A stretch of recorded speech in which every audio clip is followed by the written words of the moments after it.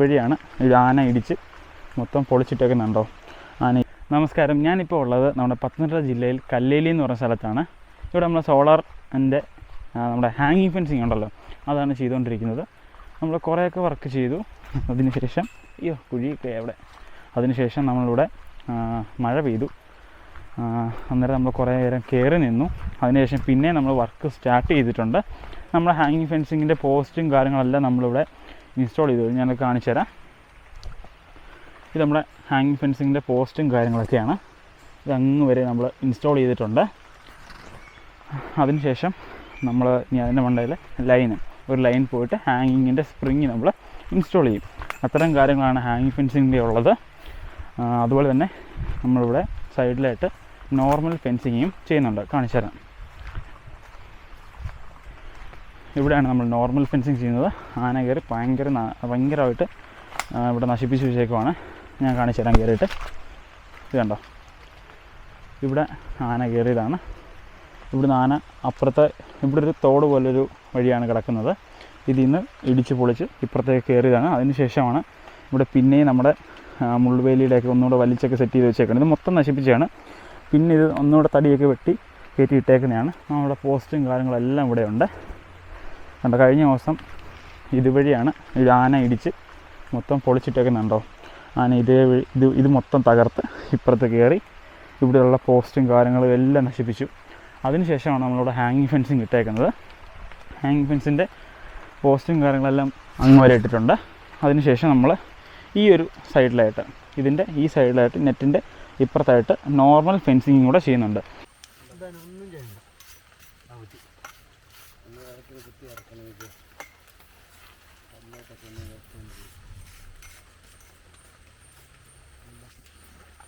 ഈ ഹാങ്ങിങ് ഫെൻസിങ്ങിൻ്റെ വർക്കെന്ന് വെച്ച് കഴിഞ്ഞാൽ ഒത്തിരി അങ്ങനെ പാടുള്ള കാര്യമൊന്നുമല്ല. എന്നാൽ മറ്റ് നോർമൽ ഫെൻസിങ്ങിനെക്കാട്ടി ചെറിയ വ്യത്യാസം കാര്യങ്ങളൊക്കെ ഉള്ളൂ. ഞാൻ പറഞ്ഞുതരാം. നോക്കിയോ, ഇതാണ് നമ്മുടെ ഹാങ്ങിങ് ഫെൻസിങ്ങിൻ്റെ പോസ്റ്റ്.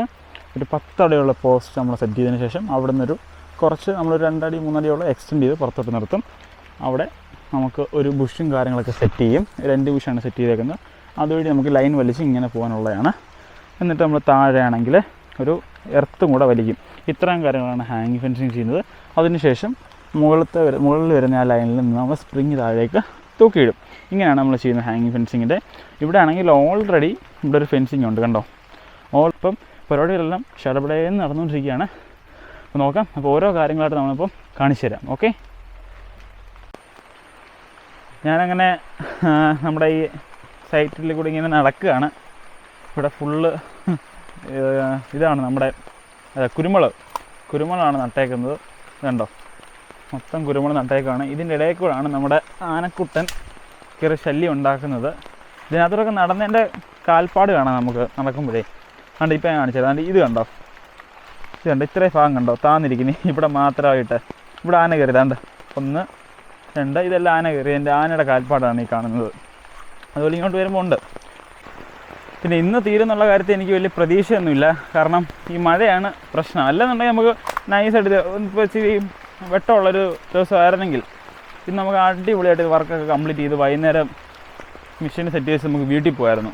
അത് ഈ മഴ കാരണമാണ്. മഴ ഇടയ്ക്ക് പെയ്യും, ഇടയ്ക്കൊന്ന് തോഴും, ഇടയ്ക്ക് പെയ്യും. എന്നാൽ പെയ്തങ്ങ് മാറിയായിരുന്നെങ്കിൽ വഴിയായിരുന്നു. അങ്ങോട്ട് പോകണം. ഞാനാണെങ്കിൽ നമ്മൾ ഹാങ്ങിങ് ഫെൻസിങ്ങിന് ഉപയോഗിക്കുന്ന സ്പ്രിങ് കാണിച്ചു തരാം. ഇവിടെ ഇരിപ്പുണ്ട്. ഓക്കെ, നോക്കി. ഇതാണ് നമ്മുടെ ഹാങ്ങിങ് ഫെൻസിങ്ങിന് ഉപയോഗിക്കുന്ന സ്പ്രിങ്. ഇത് കാണുമ്പോൾ ആളിച്ചിരിയേ ഉള്ളൂ, പക്ഷേ ഇത് വലിച്ചു നീട്ടുമ്പോൾ ആളൊത്തിരി ഉണ്ട്. ഇത് ഏകദേശം നമുക്ക് ഒരു 5-6 അടിയോളം, അതിൽ കൂടുതൽ നമുക്കിത് വലിച്ചു നീട്ടാൻ പറ്റും. ഈ ഒരു സ്പ്രിങ് ഇത് ഇങ്ങനെ ഇരിക്കുമ്പോൾ ചെറുതായിട്ടാണെങ്കിലും വലിച്ചു നീട്ടുമ്പോൾ നമുക്ക് നല്ല ലെങ്ത് കിട്ടും. ഇതാണ് സ്പ്രിങ്. ഇത് ഫുള്ള് നമ്മൾ കണ്ട് ഈ ചാക്കും ഈ ഒരു ബോക്സും നിറച്ച് നമ്മുടെ സ്പ്രിങ് ആണുള്ളത്.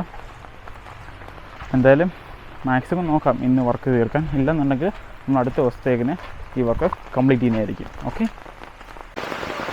കണ്ടോ, ഈ മഴയത്ത് ചെയ്തുകൊണ്ടിരിക്കുക. മാക്സിമം എന്തെങ്കിലും തീർക്കാൻ വേണ്ടിയായിരുന്നു. എന്തായാലും നമ്മളിപ്പോൾ കയറാൻ പോവാം. നമുക്ക് തീർക്കാൻ ഭയങ്കര ബുദ്ധിമുട്ടായി ഈ മഴയത്ത്. നമ്മളെന്തായാലും കയറാൻ പോവാം.